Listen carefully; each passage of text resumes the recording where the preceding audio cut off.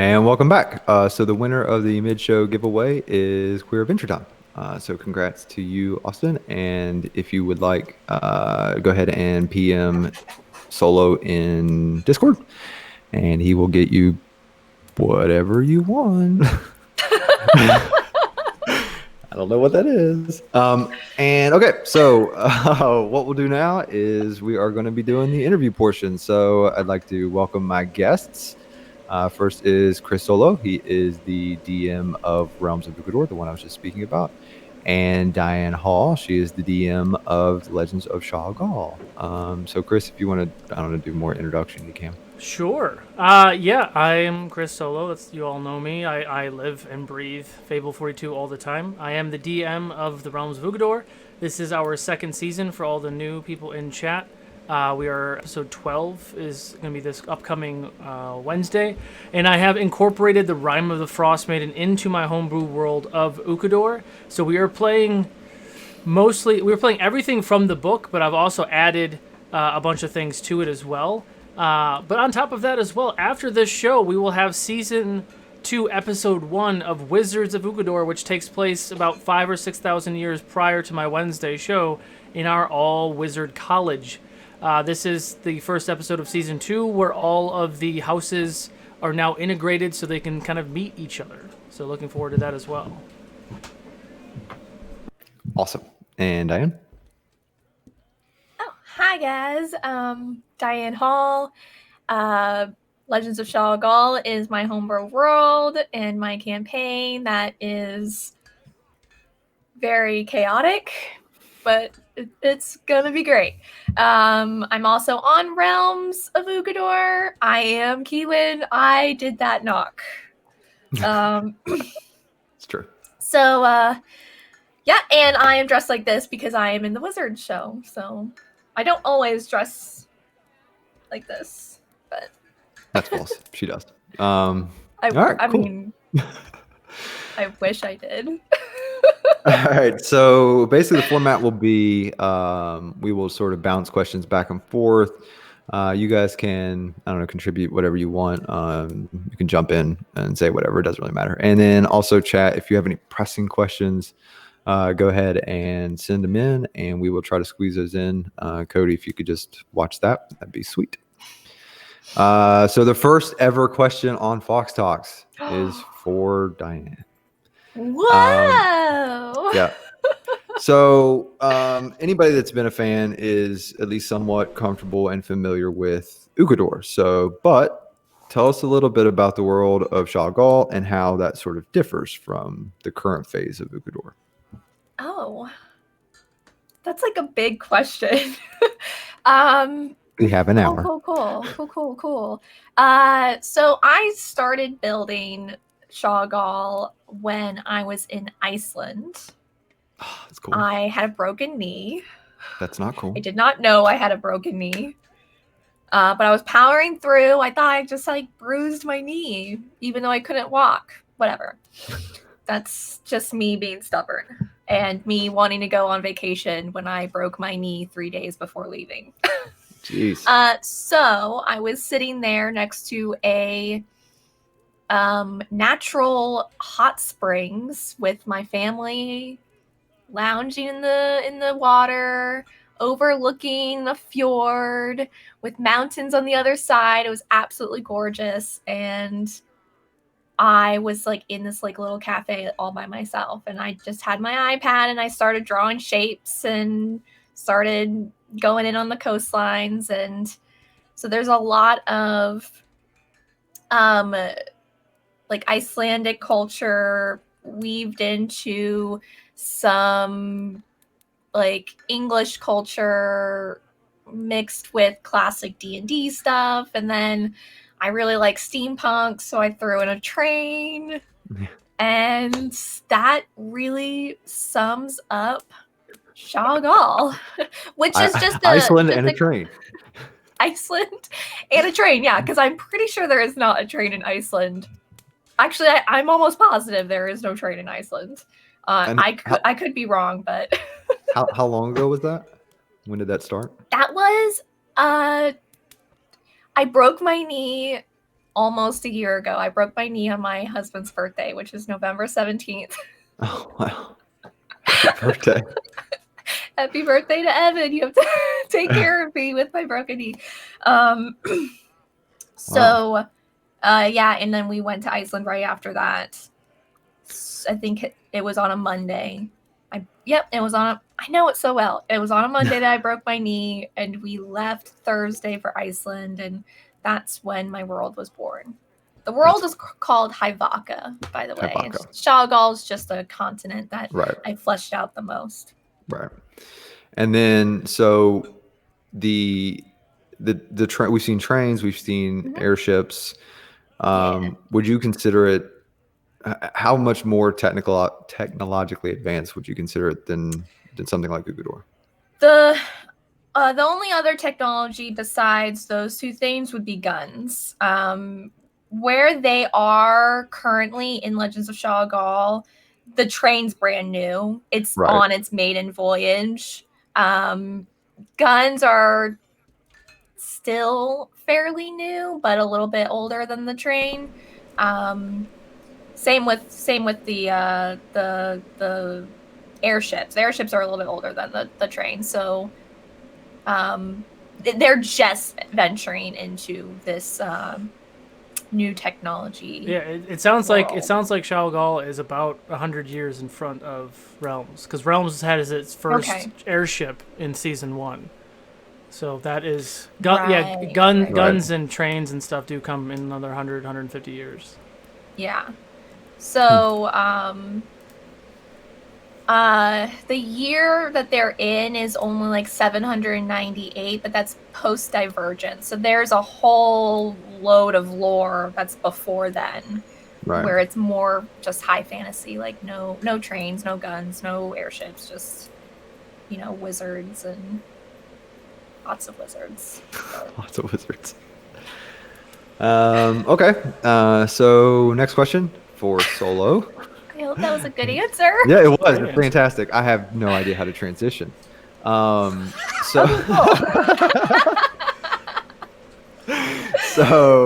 Transitions are tough. Most people don't do it well. If you ever watch Graham Norton, he does some amazing transitions. Like, you're like, wait, how did you wait? You're like all of a sudden, and then you're just listening. No, I'm not gonna. Yeah, whatever. I'll figure it out in episode 2. This question's for Solo. It is. So, how does this group in Realms season 2 compare to the early days of season 1? So, what's different? What's the same? There's less bats. I need to. There's less bats. Carefully choose my words. No, each group has their own pros and cons, right? So, like, if you've gone back and you've watched any of season 1 of Realms of Ugador, something I started 2.5 years ago, that was the first time I ever DM'd. So I was still learning. The mad scientist that you all see today is an evolution of me continuing to do all these things. It was really just one show. And it was one show for a while. It was one show for maybe 6 months, and then I brought in a second show for a chunk of episodes, which was Tides, which is my pirate stuff. But the cast is very different. We were still learning. I was still learning how to be communicative with the group and understanding how to not railroad and how to tell a story and add all these things. There's a lot of really fun story beats and things. But we also started in person. We all had a studio. I had a little living room studio that we built. We were all in person until, like the last 8 months, 9 months. I can't remember. Maybe a year. Maybe it was a year. Last year of the season was all remote because I moved from the Bay. But it's interesting because some of the cast. So we've gone through several transitions with the cast because sometimes things don't work. And we're realizing, okay, this isn't just a personal game. This is now becoming a network. There are certain things that we can or cannot allow. Some people that just weren't good fits for my table or the network or anything like that, or with one another. Mm-hmm. So we did go through several different player changes. But then, I started the Origins of Ugador, which was last November. And last November, I met Lizzie and Eddie. So eventually I brought Lizzie in as a character to fill a hole, right? So we had like 4 characters, and that was really all we had for a while. And then I was trying to get us to 6, so ended up bringing in Lizzie as the 4th, 5th player, and then eventually bringing in Eddie in as Saiyan as the 5th player, and then eventually bringing in Logan as the 6th, as someone else dropped off. So some of the cast is from before. So the one player that we have in season 2 that has been here with me since day 1 is Eric. So Eric Braw and I, we started this crazy journey 3 years ago. GW and Ann are still part of the network as well. GW has put on his DMing shoes, so he's now becoming a DM. Is a player every once in a while, and Ann is really, really becoming successful in her work, and she's doing one-shots whenever she can as well. So it was a good thing to do, and it was good timing because it was, it's a 2.5-year commitment. Right. It's like every Wednesday for 2.5 years. And it was like an evolution of emotions and things, and trying to find pieces that work. And it's different than when you start a group together, opposed to now you have half of a group and now you're like putting in band-aids essentially. And it's right. Some people feel connected and some people don't. But with this new group, it has taken everything that I've learned from being a DM over 2.5 years, all of my 15 years of directing and producing experience and understanding human beings and how we all work and how we can all tie together. And you put all that into one thing, and now we did it a little differently. Several minor adjustments. Like we did 3 session zeros. Like one of those session zeros is already out there on Patreon. Right. But it's where Nafako and Eclipse met. So I just did an episode like we kind of played with yesterday where I had the different things. It was just me and 2 players. And then, a couple weeks later it was Kiwin and Carrick and how they met in the world. And it was just 2 players. And then it was just Kariel. So it was just me and April. We had a one-on-one session, bringing her from where she came from to a bunch of different places and found out a bunch of lore information, and then eventually met. So I did 3 episodes, and all 3 of those groups met at the same monastery and instantly became best friends. But the chemistry was really good, and a lot of those characteristics just really, really go well. And there's a lot of trust, and I think everybody at the table is actually DM'd except for Eddie. I know Eddie has been talking about DMing, but I'm not sure if he's actually DM'd yet. Eddie, you can correct me if I'm wrong. Eric has even DM'd before. So it's a very educated and informed group, right? And I have this really big thing to kind of, we're focusing on story. So what we did last week, which is funny that we're talking about this now, is I did the exact same thing, just rearranged the seats. That was the whole purpose of the last week's episode, was to split the party differently, so then those characters could have those really good roleplay moments they had last week. And then this one had to learn how to be alone when she hasn't learned how to be alone. Yeah, I think it worked out really well. Even though, I know you said a couple times on the stream that it was choppy or whatever, but I think that was probably more on your end than it was ours. I didn't see, it didn't feel hiccupy or anything like that. So I think it went really well. Okay, so going back to Dianne here, talking about DMs, and you've obviously been DMing before stream. I don't know, maybe talk about how much you've streamed your DMing, and maybe obviously with Shoggle being fully streamed weekly, how does that differ from your in-person sessions? Yeah. First time I DM'd on stream was for Fabled Femmes Gen Con. Okay, I didn't realize it was that short a time ago. Yeah, because funny story. Solo has a way of just putting something in your brain and just making it happen, which is both amazing and terrifying. It's kind of like when you guys fought the Creks, right? Oh my god. No one knows about that though. I understand. That was off stream. I know. That's why that's just a wrench for you. Sorry. Yeah, thanks. Okay, so that was my first time streaming. Period. That was my first I'm streaming because I was like, oh, if you ever want to DM something, let me know. I've been looking for a female DM, and I was like, okay, yeah, like maybe. And I put it in my brain and just let it simmer. And then I was like, okay, let's wait until after Realms gets going and I'm like comfortable streaming. And then we'll see if we're going to DM anything. And then he's like, you want to do an all girls one shot for Gen Con? And I'm like, okay, because that's not terrifying. Not only am I DMing for the first time on stream, I'm streaming for the first time, and it's for Gen Con, which obviously brings in more viewers. And you were fine. And it was great. Yeah, it was great. It was great. And now you're in everything. And now I'm in everything. But and then I don't know, like shortly after that, I think he is when he asked about streaming my own like persistent like weekly campaign. And I was almost like, oh, like I don't know. But what's something like you have to do something if it makes you scared. That's sure. Like if it scares you, do it. Except for the only thing I can't do is jump out of a plane, but that's regardless. Well, you can't hold a snake either. Let's be real. I've held a snake before. Oh. But have you ever said sus? I have not. I'm gonna get an interview with Chris Pine with you as well. Gosh, guys. Oh my god. Okay. Shut up, everyone. So, how does it how does it differ from your in-person sessions?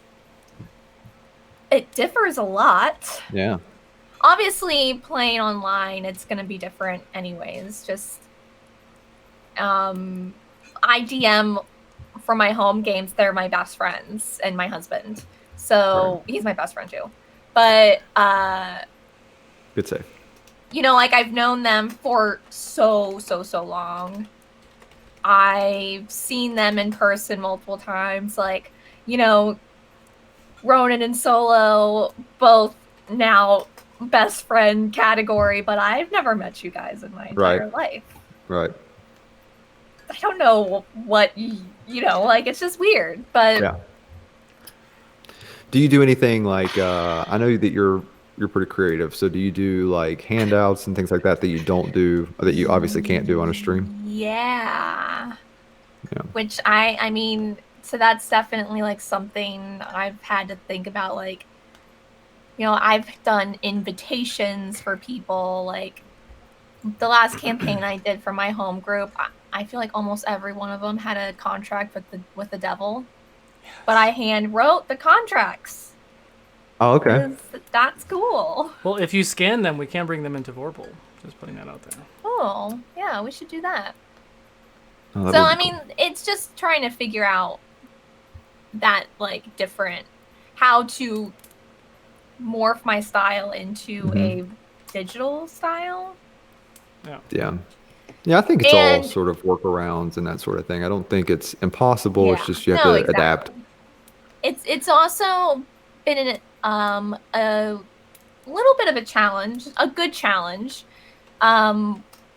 doing this because Solo is so gracious to gift me all of his minis and terrain in the sense that he builds them the night before or the nights before, the day of. I don't know when he does it, but oh, okay, yeah. That's the fog love machine. it. Awesome. I didn't know he was doing that, by the way. But you got some actually really interesting sets having to describe my thoughts to someone else and having them do it, and you know, so he's essentially like a co-DM, which is great. He's been doing fantastic with the sets. I mean, obviously you guys have seen them, they're beautiful, but it's weird because I'm very on the fly. Like I'm just like, okay, here we go, we're doing this now. So having to plan a little bit ahead is interesting. Yeah, for sure. The next question actually for Solo, but it bleeds right into the same thing. It says, what is the biggest obstacle of online play that you've yet to overcome? So something in your style that you just can't overcome through online play. Oh, I can do anything I want. Oh, Jesus. I mean, I can though. And I go in it with that mentality. If there's something I haven't done, I try. This one, is like, hey, I want a flying ship. I'm like, okay, cool. I figure out some way to make clouds. You know? Yeah, I was gonna say it feels very I don't want to say experimental because it doesn't come off that way, but it feels like things that are out of the realm of what we normally see on like Yeah. Ukador and stuff we've seen But I here. love And but I it's, love that yeah, though. So like there's and again, this is something we've only done a couple episodes together, but like Logan and Chris, like we've been doing episodes like this for a while. Fuck you, autofocus. We've been doing stuff like this for a while. So Chris is pretty good too, where he gives me stuff, you know, way ahead of time, and every once in a while he's like, hey, like literally in the show he's like, hey, I need you to make this. Cool. My screen goes dark, I build the set in 3 minutes, and then you wouldn't even know that I wasn't ready. You know, right. I have a lot of those things with Logan too, because art, you know, art will do something that will derail or you know, completely avoid an encounter, or do something super awesome, and then all of a sudden we're not doing this thing. And so then I'll have to quickly build something else. But it's just a beautiful thing because I like being challenged like that. Because Sure. some of the stuff I use is handmade, but a lot of it's Griffin Co., a lot of it's store-bought. You know, Tristan has made a bunch of stuff, Chris has made a bunch of stuff. But I really like being challenged. So like, you know, trying to come up with, like, she wanted, you know, that they're flying in an airship. And I'm like, well, that's kind of boring to watch them flying an airship. Like, what could I do to spice this up? I've been wanting to play with clouds for a while, so I played with it. And I was like, oh, this is awesome. This actually works. You know, if you go back in Realm Season 1 towards the end when they were underwater, and I actually still have it in my thing. You know those big old exercise balls that you can lay on and sit on or whatever? I took a bunch of clear packing tape, and I made a 3/4 dome with tape, and I put that on the table, and then I hit it with a blue light, and it looked like they were underwater. So like there's all these crazy things that I'll come up with. But even like Sizemore, when we fought that dragon in Adventure in Middle-earth, I used 5 different set pieces piled together to make a cavern and ravine, and then added a bunch of white sand to make it look like snow, and it was awesome to play on. And I was like, there's depth now. Yeah, there's all sorts of fun stuff. But to answer your question, no. I mean, I do everything that I want to do. Like, I've watched a lot of streams. I actually can do more now than I did in person. And I've joked with people before. I'm like, I have no fucking idea how I'm going to DM with just a DM screen. Right, I have 5 monitors in front of me with thousands of tabs of all the information that I ever have to do. If I have to look something up, I can quickly do it. And I know I could have a laptop behind, but then I'm like, yeah, right. trying to read the laptop real quick, and it won't be as fluid. I mean, I'm sure I'll be fine. But it's just one of those things to where I'm so used to this now, and I can't do this in person. Well, I mean, I can't. Right. So there's been, when we talked about having a studio in the past, that I was going to have, we'll have one table where all the players are at for role play, and then we would go to a break, and we all 6 of us would go to a different room with a long ass battle table, and we would have different cameras. This is my vision when we're back in person and doing stuff in person, is to have 2 separate studios, one for encounters and one for role play, to do the same thing. I can build this huge set. We'll have dynamic cameras and like things on track and all these crazy things. But Sounds awesome. yeah, so it's a lot of crazy things, but you know, in this realm of virtual play, like, I like being challenged and like trying to do the new things. Like when I brought up I want to DM for 24 hours, and everyone was like, Yeah, I think it forces a new reality and kind of forces some creativity. So I can understand doing that and then maybe having trouble going back to the other way. I can see that for sure. But I mean, it's still Vorpal helps us have that same feel, but there's nothing that replicates interactions with actual human beings. Sure. Seeing everyone's face. It is actually easier to see and identify if my players are, if I'm losing players or not, if we're all looking at a screen, because everyone's just flat, 2-dimensional. Looking at a table, I'm looking at everybody, I'm looking at my notes, I missed something. Here, if I'm looking at my notes, I still see you guys, right? So there's that thing that is shifted, but actually working with people, there's nothing better than that. Because you see them, you haven't seen them all week, and you look forward to them. They're your second family. Everybody gets hugs. You know, Eric gives the best hugs. What are hugs? Right. Right. But it was but that's the human condition, right? Like, to actually interact with human beings, which we will get when we do conventions again. So like, Right.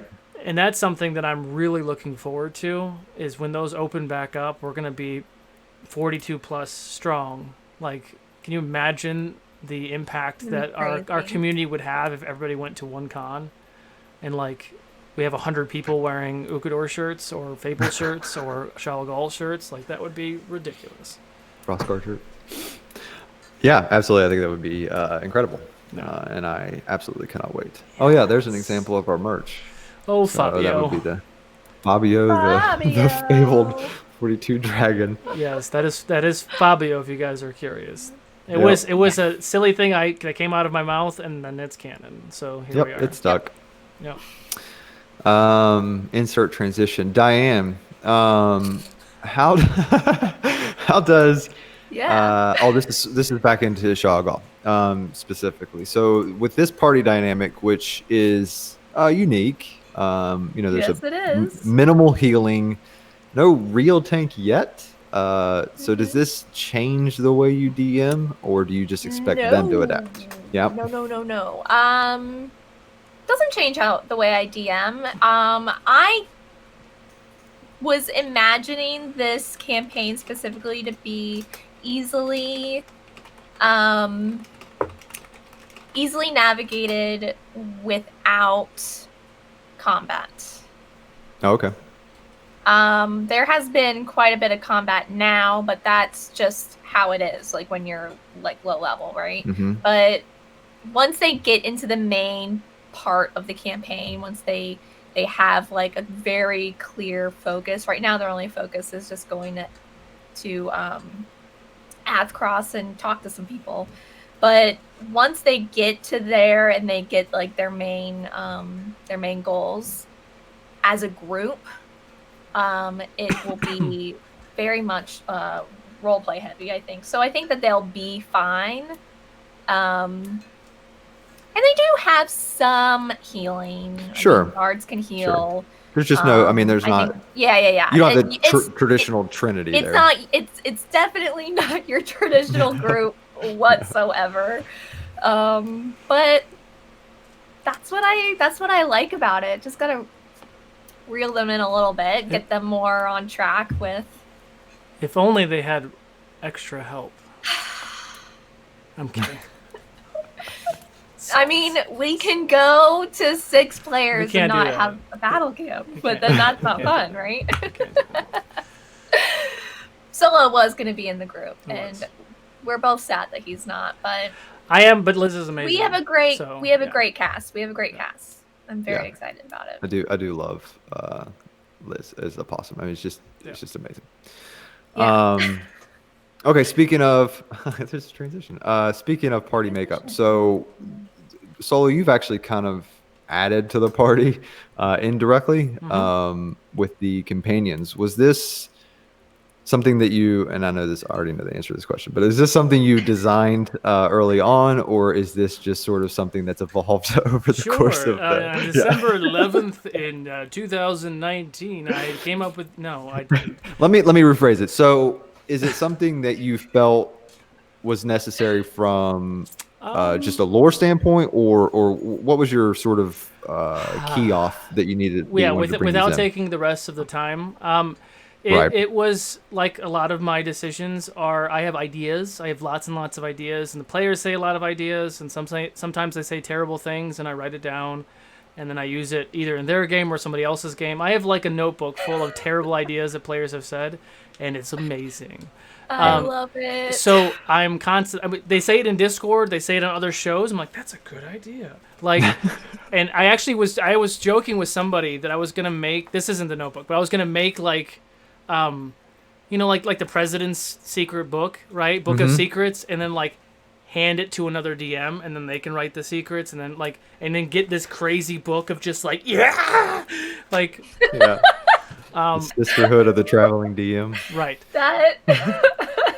So that would be a really fun Whatever thing to that do. was I don't know was what that very was. I went to a dark place. Well, I mean, I am, here you go, chaotic neutral. There you go. Chaotic so- neutral, okay. So no, it was something interesting, and it's really funny that all of the companions ended up being white as well, which is really funny. Which is why April's character went to where she did, because she saw this white displacer beast, which was different and it was smaller than a normal one.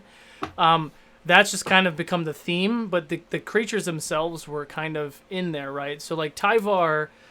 The reason why I brought Tyvar in, and the companion thing was actually a mechanic that I didn't have in place initially until, we did the knee-jerk reaction to bring wizards in, because that was something that wasn't going to happen until late November, and then it happened early, and so on and so on. But that was a way to tie in some other things. And so there's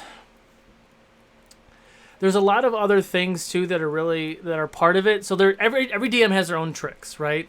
One of my tricks is having an NPC around the party to kind of help nudge if they need a nudge, or to point something out because I do a lot of accidents, right? So I'll ask them to roll a perception check or an intelligence check or history or something when I really shouldn't do that. I should just give it to them. But when I do that and they roll really low, I'm like, shit. Tyvar's got advantage. Could you roll for a Tyvar too? Oh, we got it. Cool. So it's like one more extra chance that Tyvar might see something. Right. I did this a lot with Aika in season 1. So Aika was... Is GW in the chat right now? So there's an interesting story about Aika that I may or may... No, I'm not gonna spoil it. Aika is not just a normal owl bear that can talk. I'll just leave it at that. So there was a spell that GW did so they could understand each other, but there's more to Aika's story, and I've joked about doing a one shot about that. But I started it with that, and it kind of started way back when with Roman as well. So like Roman came in, and I have these NPCs who kind of tag along, and they help push narrative. It's not a coincidence that a lot of the NPCs have spare the dying and cure wounds. Right. Especially in the early days when I was not good at balancing encounters, or not as good as balancing encounters, so I might accidentally kill somebody and be like, oh shit, and none of them have spare the dying. I'm like, oh, double shit, and then the NPC does, and then you're fine. So a lot of that was like a DM crutch, but with these companions have become a little bit more. It's like in this moment where Kiwin and Elskan she's alone, but she's not really alone. Like she does have someone she can talk to. Security blanket. I didn't add too much with it, and he was equally as scared, but he was trying to hide it. But, she was asking his opinions and things, and there was really fun character development in that regard. And there's other reasons, right? So now we've tied that into Wizards, where companions aren't supposed to just be roaming around by themselves. They're supposed to have a partner or a pair. And all these companions are just like, why? Which means what happened to the wizards? Are they dead? Are they being killed? Are they being hunted? Are they being harvested? Or whatever the weird things are? Because technically wizards are immortal in Ukudor unless they're killed. So they can live forever unless they're murdered, essentially. One of the things that I liked about it, and I'm excited to see how it plays out, is they are essentially, for instance, what Rex did and Shaw Gall recently was, go to the library, do a lot of research for a bunch of his friends and that sort of thing. But you almost have, potentially, as the story goes on, a walking library with you, assuming that person has, or that companion has access to specific memories. So, you can access the past on the fly, which I think is pretty neat. Well, to a point. There was another mechanic that I did add which we found out on Wednesday, was that the longer that this companion is linked with a new master host partner, they start to develop and adapt to that person. So usually it's a wizard with wizard spells. Elskan is like a glorified cleric, and Tyvar is now a glorified paladin. So they're only going to have those spells now. And the memories do start to fade because, especially with Elskan, because he died. And we don't know that whole story yet. But he died, which means he's reborn, which means he's already lost a lot prior to that. As Tyvar still remembers some things. And they could remember it incorrectly, too, which would be kind of an interesting thing for stories. Okay. So speaking of... Nope, got nothing. Dianne. What was okay? So the possum folk. I wanted to dive into this just a little bit here. Yeah. I know that this is now available on Patreon for our Mhm. Patreon subscribers, so they get links to all of that detail. But was the idea for that race, was that you? Was that Liz? Was that a combination? And can you give some insight into just like a little teaser of That some of the traits? was Liz. Really? Okay. She came on and, we were talking about what she wanted to be. She's like, well, I really want to be a possum folk, but, I can be a goblin if that's like, if you don't have that in your world. And I was like, yeah, I have it in my world now. For sure. Because possums are super cute. I'm sorry. Mhm. I'm like the one person in the world. Second, two people in the world, me and Liz. I think the North American possum is super cute. um To each their own, I guess. they just are. It's just like, I don't know. They're creepy and I like creepy things. Mm-hmm. It's one of the things about me. I think everyone knows now. So when we did our session 0, she used the goblin stats, and I did use the goblin as the base of it, and then I built on top of that. I looked at some other possum folk builds on D&D Beyond and kind of took what I thought was cool, changed some things, and stuff like that. So, yeah. So it is the under the hood stuff is primarily goblin with a few. Under the hood, it's a goblin that with a prehensile tail. I think that's how you pronounce it. A bite attack, and I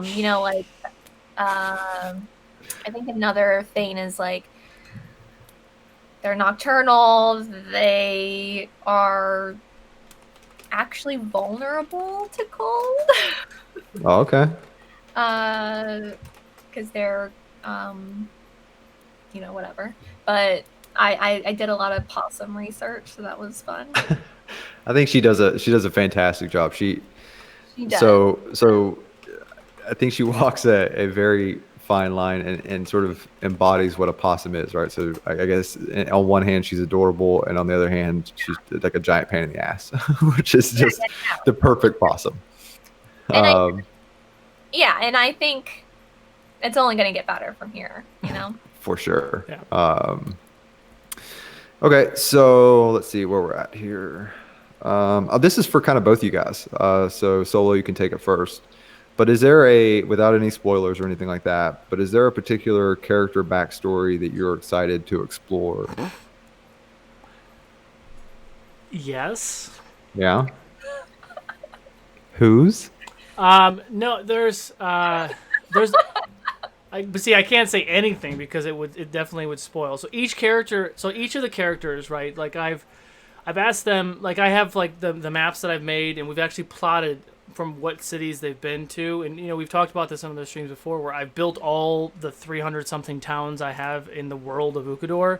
So they know NPCs, they know who is there, and they can have that thing. But each of the players have really interesting backstories with lots and lots of breadcrumbs that I have sprinkled all throughout all of the storylines. So, we've talked about the White Cloaks, we've talked about Voltok, we've talked about the Artificer, we've talked about Argu, and AKA Vigkra. See, I make terrible, stupid names too that I can't pronounce. Yeah, I appreciate that now. But so there's all these different storylines, but all the players have pieces that are touched in all of these storylines, and they all will kind of come out as we continue to go. Like we're getting into Keywinds a little bit because we're about to meet her brother, and I have to remember that he has a country accent. Yes. Which I can do, but I just need to remember that when words come out of my mouth. But to talk about one person would definitely, because of all the breadcrumbs. So I'm very excited about all of them. Some a little bit more sooner than others, though. Sure. Same question. Also, I guess what? No, go ahead. I was going to say something else about Rex, but I'll leave it at that. I am excited about every one of my players' backstories. They're all really great. I will say specifically about Rex, it's gonna be a ride. See, I knew it. His backstory is like long term, long term. It's gonna be building up slowly at first, I think, but then it's gonna get real crazy. Yeah, I mean, all these drops about, being a god and all that sort of stuff, very intriguing. Yeah. Very curious to see where that goes. Yeah. I'd like to jump back in real quick because Yeah, go for it. if I'm thinking outside of realms, and I'm thinking about Anna. So Anna in Wizards, like there's a lot of not necessarily backstory, but like current story and things that are in development.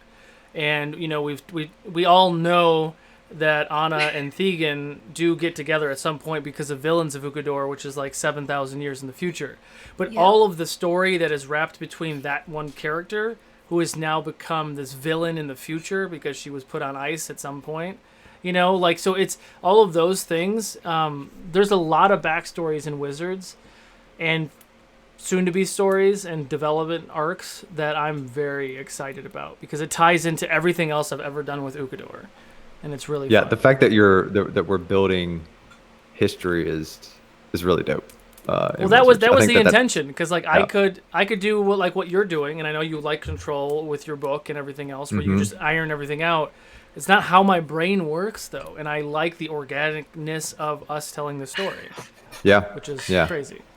Come up with some wild things. What's crazy is that my backstory for Anna is like so basic. It's like not interesting at all, but she's just sort of turned into something totally different. But the backstory for Anna, the Shadow Queen in the future, Shadow Queen, she's got a fat backstory. I think your story really begins at the college, which is the same for Thegan, really. I mean, he's got a pretty mundane, So, I'm very excited to see how that all plays out right after this show. Okay, so Solo, at this point in Ukador, or Realms, Pyriel has seemed to be more of an existential threat.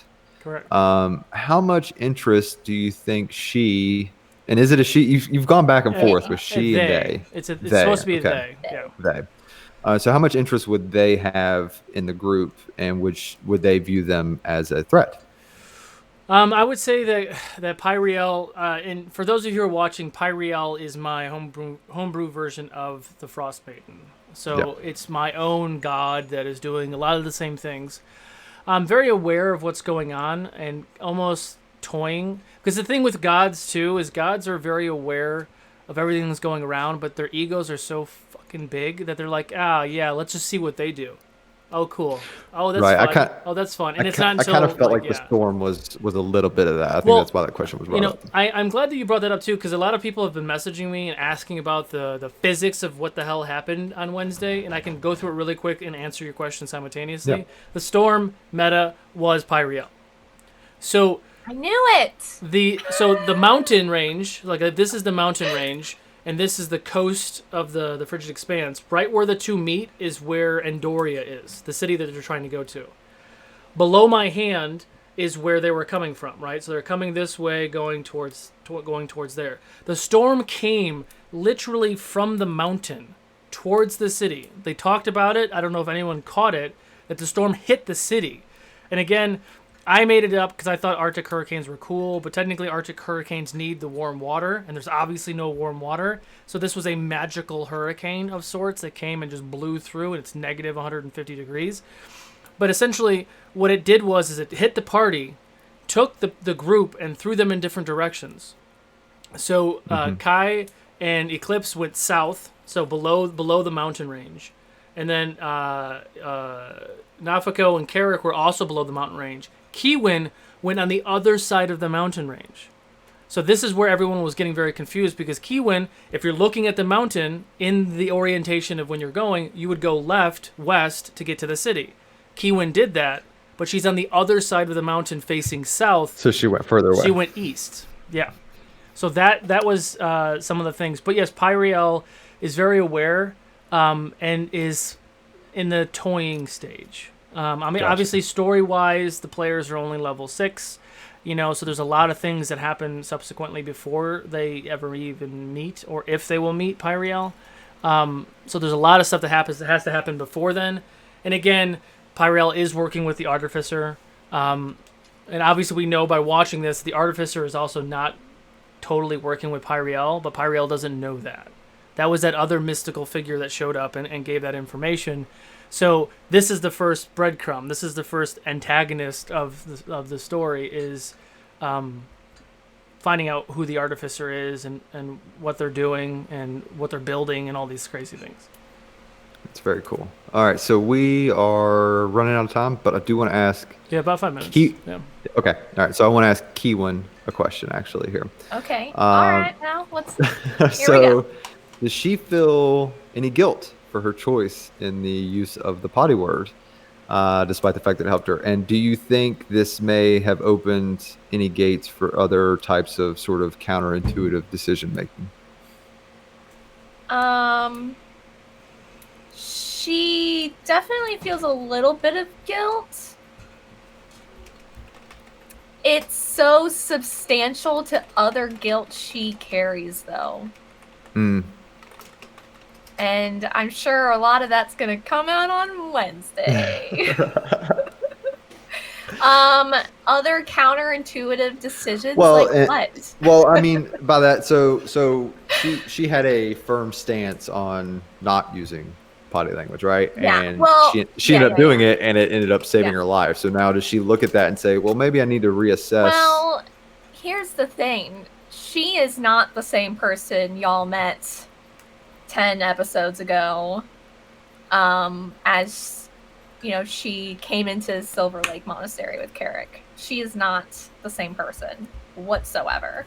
She has encountered so many different types of people, so many different scary things. She's faced the dark with her friends, even though she's still terrified of the dark. She's faced it multiple times now.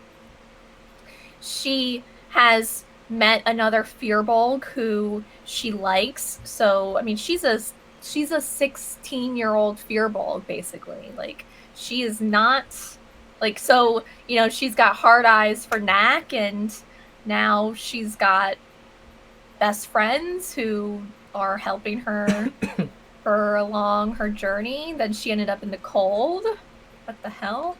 Now she basically has a child currently because that'll make you grow up fast. because Elscon is eating everything. I'm growing. Gosh. He's a growing boy. He has to eat. He's got about 4 more days until puberty is there. So I do think it's funny that all the basic, I mean, and I guess Kyriel's not really a child too much, but all the fairly naive-ish party members all have, things to take care of in these crazy situations. Yeah. Which I actually think is also a cool dynamic just to have, because you look at Shawgall and a lot of other shows or a lot of other campaigns usually have these a lot of hardened people, but in Realms you have very young, innocent people exploring the world together, which is I will say real quick, Rex is 17 years old. Bullshit. Just so everyone knows. No.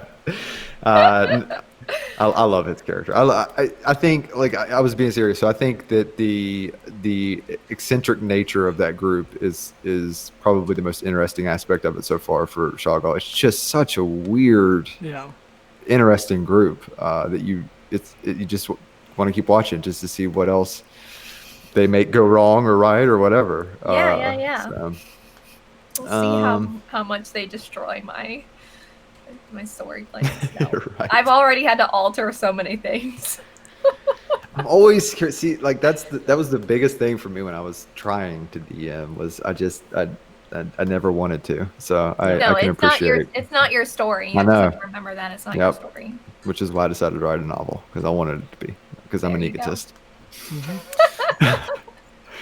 Okay, I got 8:30. You wanna go ahead and call it there? Yeah. All right. So what we'll do is keep watching. We're gonna put up a hold screen. We got Wizards of Ukador, the start of season 2 coming up right after this show. It is our first cross schoolhouse inter whatever action. And yeah, are we doing a mid-show giveaway or after-show giveaway? The code is Wizards. Wizards. All right, so go ahead and enter Wizards in chat to be entered in our giveaway. And tune in next week. I'll have a guest, Honkers. Well, I don't know. Yeah, so as a reminder, in a world aside, go and find your happy. Awesome. See you guys.